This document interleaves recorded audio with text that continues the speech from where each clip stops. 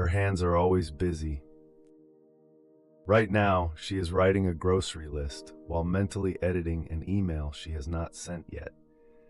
She is also thinking about 3 conversations from yesterday and 1 from 6 years ago. This is normal for her. Her mind does not rest, it runs. It has always run. She tells people she thinks too much. She tells them she has a lot on her mind. She does not say the other part. The part where stopping feels like drowning.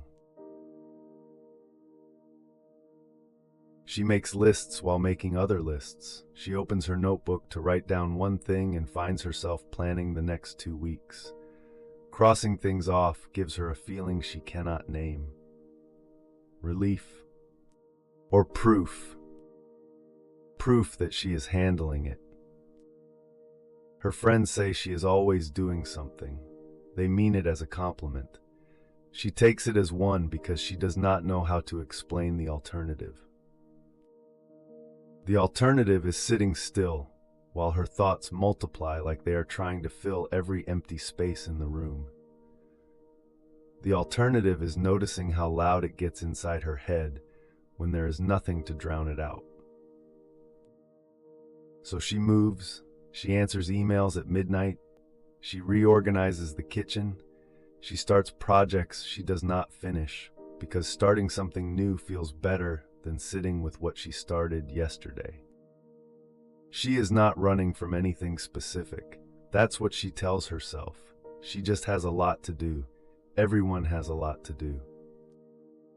But sometimes late at night, when she finally sits down, the thoughts come all at once, not in order, not with explanations, just piling on top of each other until she reaches for her phone or opens her laptop or finds something else that needs doing. She has been moving like this for years. It works until it does not, and then she moves faster. We think if we keep our hands busy, the hard things will process themselves. We fill our calendars like we are outrunning something we refuse to name. We say we are productive. We say we are handling it. We cross things off lists that only seem to grow longer. Forward motion becomes proof. Proof that we are not stuck. Proof that we are not falling apart. But some things do not get smaller because we refuse to look at them directly. They just wait. They live underneath all the motion like a low hum we have learned to ignore. We mistake momentum for healing. We think if we never stop moving, nothing can catch up to us. Not the grief, not the fear, not the thing we have not forgiven ourselves for yet. But the thoughts do not disappear when we refuse them space. They multiply in the corners. They grow louder in the quiet moments we try so hard to avoid. We are not wrong to keep moving. Movement is survival when the alternative feels like collapse. But somewhere in all that forward motion lives a question we have not made room for. What are we moving toward, and what are we running from? She is not broken for needing to move. That is not what this is about. Her mind runs in all directions because it is trying to protect her. It has been working overtime for years. It learned a long time ago that stopping meant sitting with too much at once. So it gave her other things to think about. It kept her busy. It kept her safe. But the thing about protection is that it does not always know when to stop. The mind that saved her by keeping her moving might now be keeping her from something else.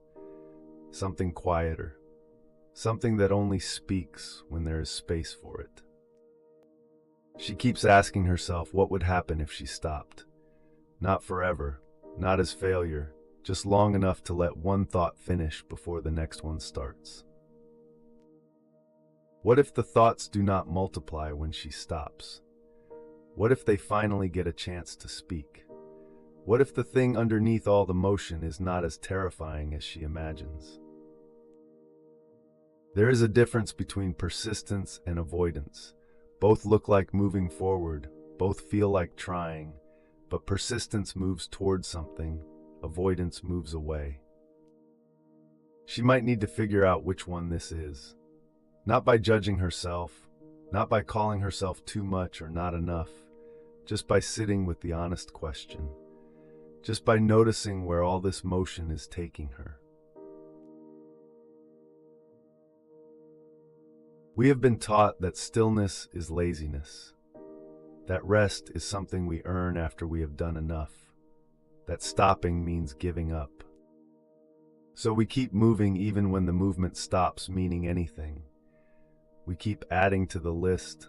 We keep proving something to someone, maybe to ourselves. But the mind that runs in all directions is not a flaw. It is not something to fix or silence or shame into submission. It is trying to tell us something. It has been trying for a long time. It deserves to know it can rest without the world ending. Forgiveness does not always look like a big moment. Sometimes it looks like sitting with yourself long enough to understand why you needed to run in the first place. Sometimes it looks like letting the thoughts come without needing to solve them or sort them or cross them off a list. Sometimes it just looks like stopping.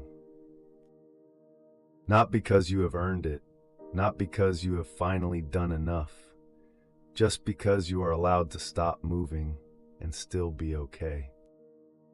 The thoughts will come. They always do. But maybe they are not the enemy. Maybe they are just parts of us that have been waiting for permission to speak. Parts that got tired of being drowned out by all the noise we made to avoid them. We do not owe anyone constant forward motion, not our jobs, not our people, not even ourselves. What if the thing you have been running from is not as big as the running itself? What if stopping does not mean collapse? What if it just means listening? Sit somewhere you will not be interrupted. 5 minutes, no phone, no task. Let your mind run where it wants to run.